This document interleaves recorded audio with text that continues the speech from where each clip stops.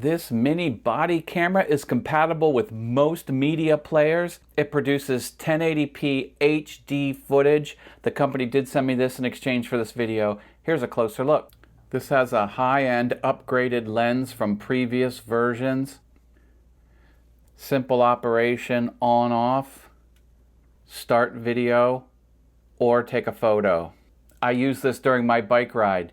After I start the recording process, I just put it in my shirt, get on my bike, and away I go.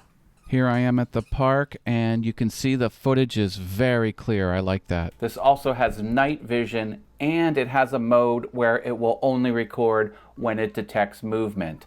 The default is it will start recording when you press the record button and end recording when you press the record button. Very simple. A series of lights on the top will indicate the mode that it's in. Steady blue means it's on and in standby mode. You press the record button quickly once, and this will start flashing. Now it's recording. Hello. Press the record button again to stop recording.